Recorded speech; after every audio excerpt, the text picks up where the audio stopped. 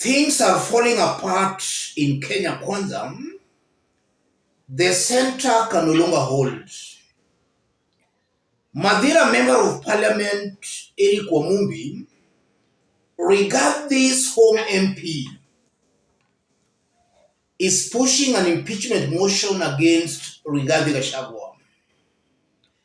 I want us to have a look at that motion, for it's going to inform the basis of our analysis right now. Republic of Kenya, the National Assembly 13th Parliament 3rd Session 2024. Motion on removal from office of the Deputy President of the Republic of Kenya, Geoffrey Rigathi by impeachment.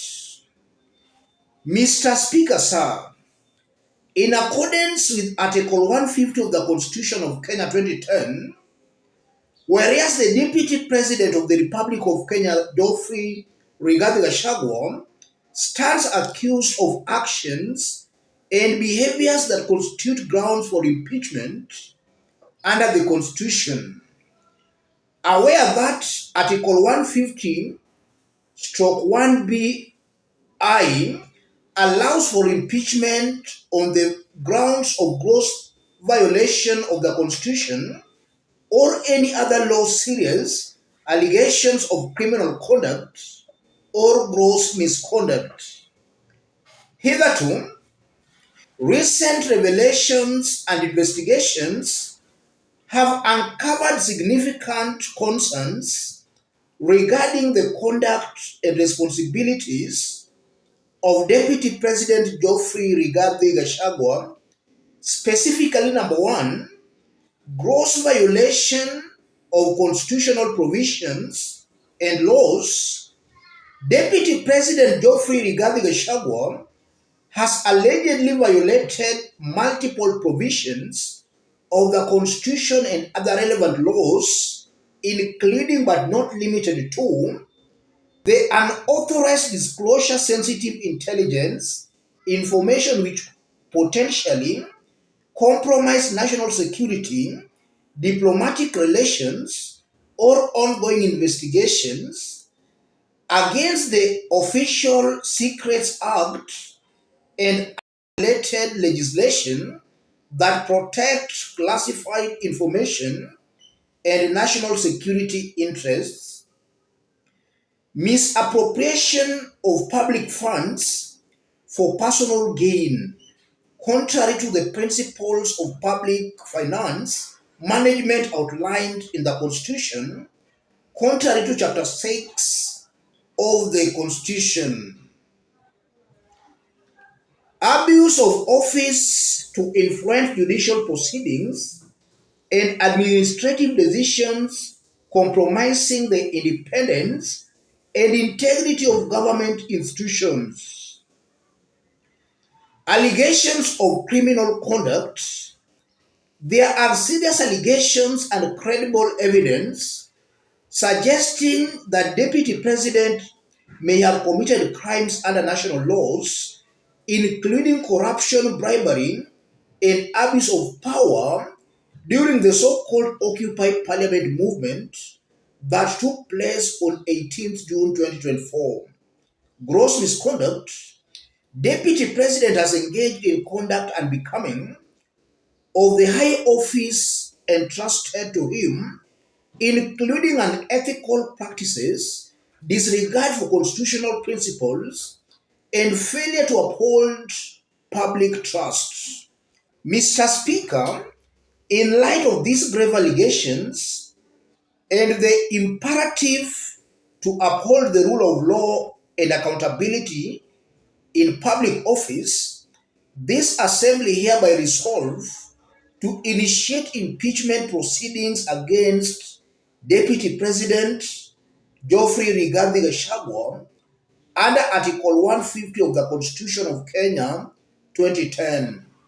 Honorable Erick Wamumbi, MP Mathira, 8th July 2024. Thus the impeachment motion being pushed by Mathira Member of Parliament Erick Wamumbi. Rigathi Gachagwa's home MP. So Rigathi's home MP is the person William Ruto has seen fit to bring an impeachment motion against Rigathi.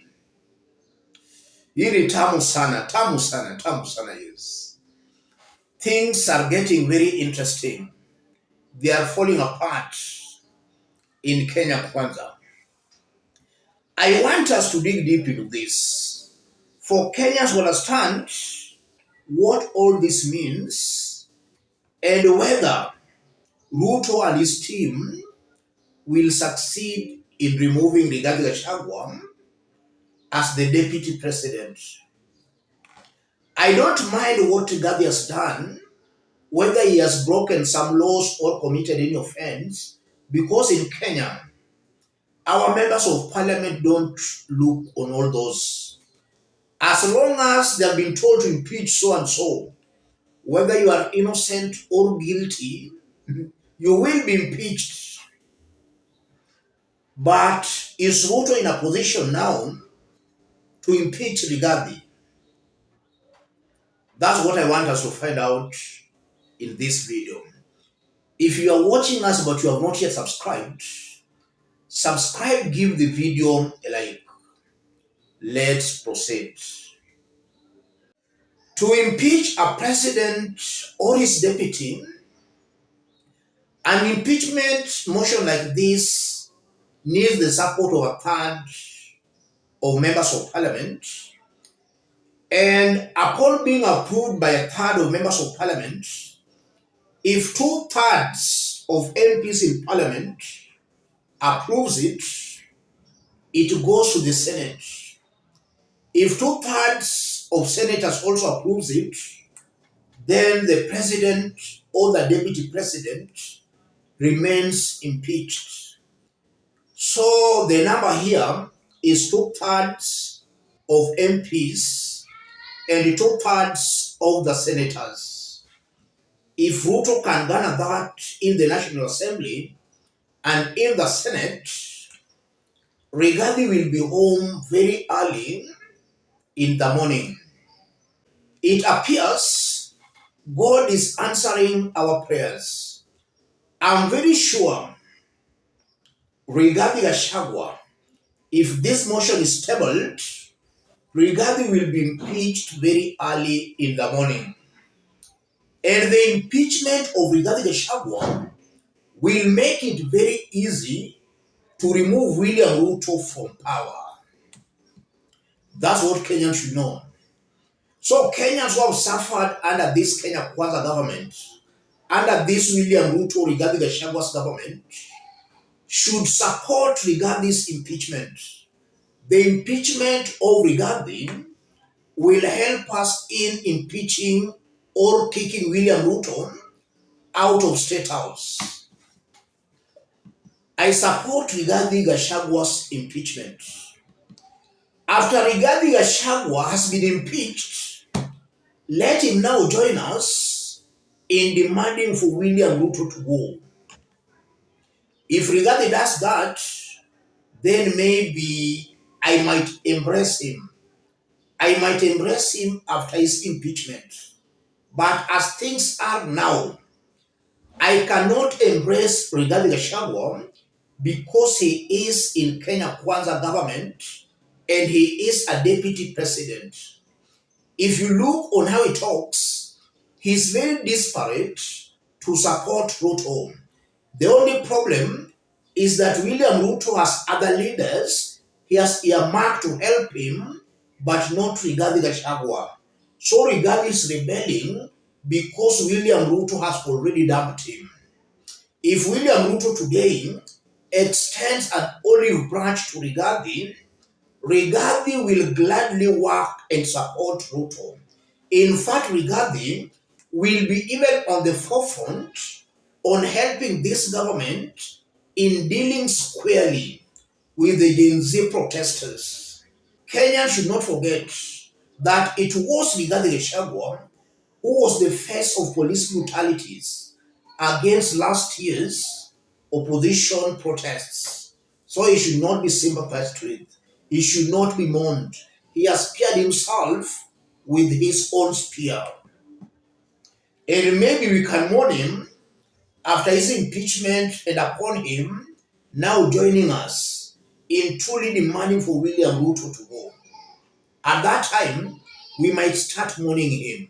But we won't forget that he's not fit holding an office even after his impeachment. It's clear this is a plot by Kenya Kwanza's top leadership to send Rigathi home. And I'm seeing this as William Ruto's script. He wants the motion to be pushed by Rigathi's MP, Mathira Member of Parliament. So I'm also seeing greed here. The mountain is greedy, and William Ruto is using their greed to deal with them. He used their greed and he convinced them to fight Uhuru Kenyatta. He's now also using their greed to fight Rigathi Gachagua. So the mountain is perishing because of greed. They were given wheelbarrows, they are always being given handouts, and now you are seeing Mathira Member of Parliament is clearly being used to impeach Rigathi Gachagua. This is happening because of greed on the mountain. The people are greedy, their leaders too are greedy. They are perishing because of greed. And that's why the Bible even says, my people perish for lack of knowledge. It's high time the mountain should wake up. They should join other Kenyans in demanding for William Ruto and Rigathi to go. Ruto and Rigathi are all chips of the same pot, so they must go. Let me stop it there, ladies and gentlemen. If you are watching us but you have not yet subscribed, subscribe, give the video a like. And one of our fans here has brought an information to my attention. Something worth highlighting here. Hello, I've been following you up on YouTube and there's some information I have come across, and it would be best if you researched on it. There's a student of JKUAT in Juja who participated in the demos and also occupied parliament, was found murdered this morning and his body dumped in Juja. This is clear that the government is waging war on us and we need to be more vocal. Kindly check on this cause, his life mattered, while Ruto doesn't care. This evil man must go at any cost possible. Thank you. That's an information I received this morning. So it's clear this government is still abducting and killing Kenyans. And the only way out of this is for us to speak out. We must now be more vocal than ever. That's the only way of dealing with a dictator like this one. If one Kenyan is kidnapped or one Kenyan is killed, more Kenyans should emerge. That's the only way of dealing with a dictator.